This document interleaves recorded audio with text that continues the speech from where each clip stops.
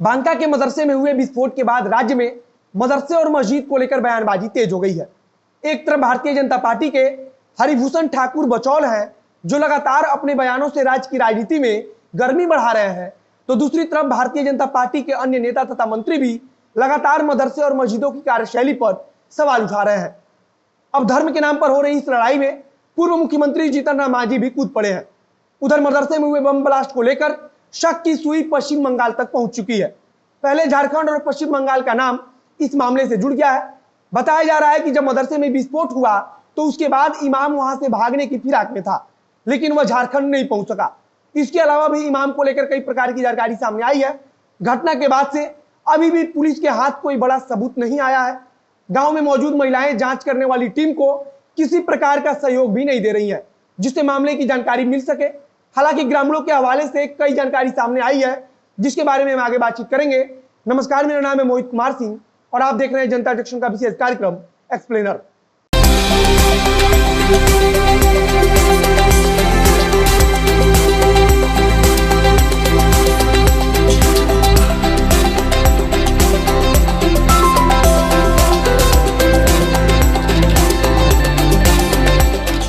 राज्य के पूर्व मुख्यमंत्री और मौजूदा समय में एनडीए के हिस्सा जीतन राम मांझी ने ट्वीट करते हुए भारतीय जनता पार्टी के विधायक हरिभूषण ठाकुर बचौल पर निशाना साधते हुए लिखा है कि गरीब दलित जब आगे बढ़े तो नक्सली, गरीब मुसलमान जब मदरसे में पढ़े तो आतंकी।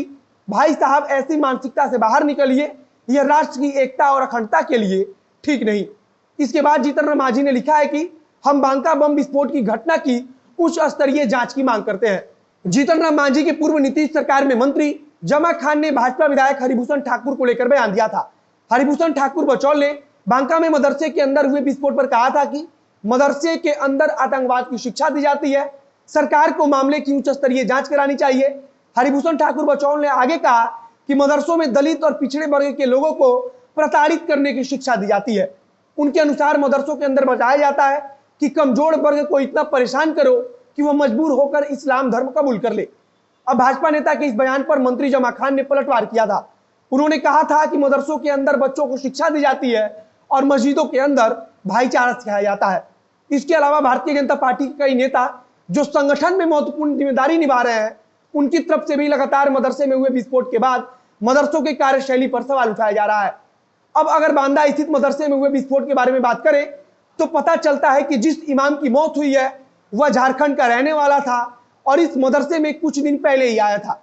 एक चीज तो लगभग साफ हो गया है कि मदरसे के अंदर ब्लास्ट बम के कारण हुआ है, लेकिन कुछ ग्रामीणों के द्वारा मदरसे के अंदर विस्फोट के बाद उसमें छोटे सिलेंडर रखे गए और पुलिस को यह दिखाने का प्रयास किया गया कि यह विस्फोट बम के कारण नहीं बल्कि सिलेंडर के कारण हुआ है।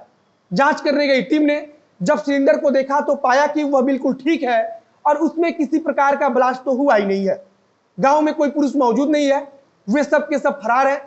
गांव की महिलाओं से पुलिस ने पूछताछ करने की कोशिश की तो उन्होंने किसी भी सवाल का जवाब देने से इनकार कर दिया। हालांकि कुछ महिलाओं ने बिना अपनी पहचान को उजागर किए यह बताया है कि जब मदरसे में विस्फोट हुआ तो उस वक्त मदरसे के अंदर इमाम के साथ साथ कई अन्य लोग भी मौजूद थे।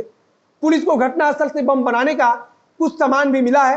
हालांकि अभी तक यह साफ नहीं हो पाया है कि घटना जिस वक्त हुआ उस समय कोई बम बनाया जा रहा था या फिर सारे बम पहले से बनाकर रखे गए थे। अब तक जो जानकारी सामने आ रही है उसके मुताबिक इमाम को लेकर झारखंड भागने का प्रयास हुआ था, लेकिन वे इसमें कामयाब नहीं हो पाए। जिस इमाम की मृत्यु हुई है वह झारखंड का रहने वाला है तथा पूर्व में लगभग 10 वर्ष तक नौटोलिया मदरसा में रहा था, लेकिन बाद में किसी दूसरे मदरसे में रहने लगा था और फिर कुछ समय पहले ही वह इस मदरसे में आया था।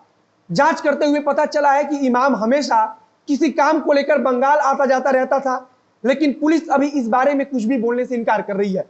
पुलिस के आला अधिकारी लगातार इस बात पर आश्चर्य व्यक्त कर रहे हैं कि कोई ग्रामीण या फिर मदरसा से जुड़ा व्यक्ति सामने क्यों नहीं आ रहा है और वह पुलिस की मदद क्यों नहीं कर रहा है। विस्फोट के समय मदरसे में कई अन्य लोग भी मौजूद थे जो इस विस्फोट में घायल हुए थे, लेकिन वे सब के सब गायब हैं और गांव में मौजूद महिलाएं कुछ भी बताने से इनकार कर रही है। फिलहाल इस मामले का राजनीतिकरण हो रहा है, लेकिन सरकार को चाहिए कि उच्च स्तरीय जांच कर इस मामले में जो भी दोषी हो उन्हें सख्त से सख्त सजा दी जाए।